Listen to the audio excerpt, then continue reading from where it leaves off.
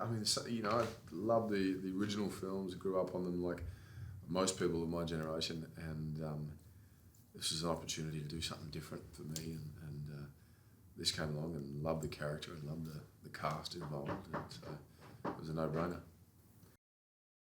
It's tough. It's more difficult, I think. I mean, these guys are pros at it. I've done it a million times before, but you know, people like that, like in any, you know, section of this kind of work, is you know, you just learn from people like that, you know, and that's been this experience for me, kind of every day, kind of an eye opener into this side of acting and what comedy is, and you know, having a very small taste of it, but having a hell of a lot of fun too.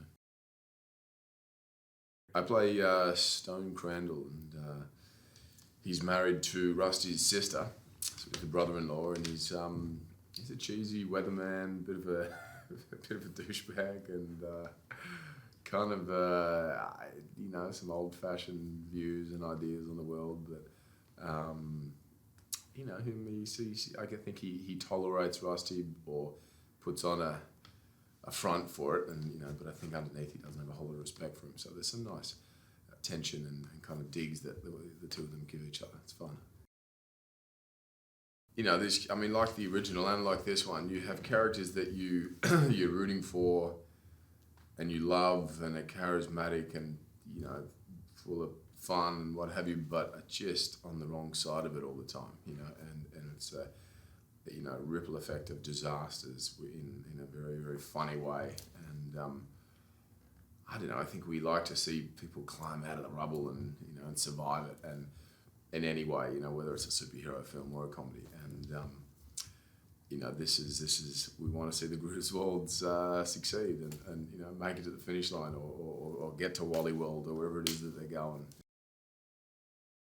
Yeah, I think everyone's had probably an ounce of that experience. You know, I'm sure not many people have had quite the extremities that these guys go through, but you know, you can relate to the everyday kind of disasters that they find themselves in, and I think, and then finding the humorous angle to that disaster is what, you know, these directors, writers, and you know, they're able to do, which is such a talent. You know, is to find that funny moment in amongst that, and you know, and they're sort of people that, or similar people to people you've grown up with. You know, they're all just normal, nice people. You know, and I think that's they're not outrageous characters. Everyone around them is the outrageous ones. You know, so there's a nice contrast, I think, with, you know, they may seem the odd ones out, but they're most normal in the world because of the whack jobs they're surrounded by.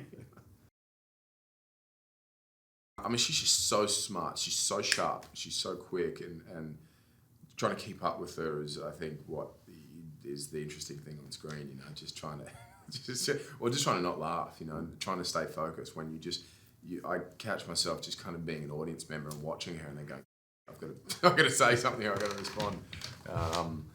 So she's brilliant. And then there's a nice undercurrent of sort of sadness between her and Rusty that probably wasn't there in the past, but you know, for whatever reason that she's injected. But there's this great brother-sister adolescent kind of bickering that they've got going too, which is fun.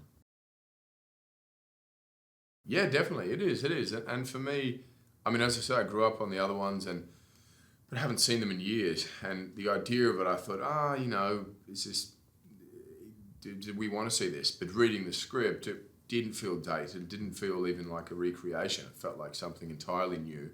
You know, familiar aspects about it and things we loved from the first one. But the episodic road trip style of sort of storytelling is timeless anyway. You know, it doesn't only exist in the vacation movies. And so I think it's just a great opportunity to you know, use that model, get a whole new cast, a whole new story going, and attack it again.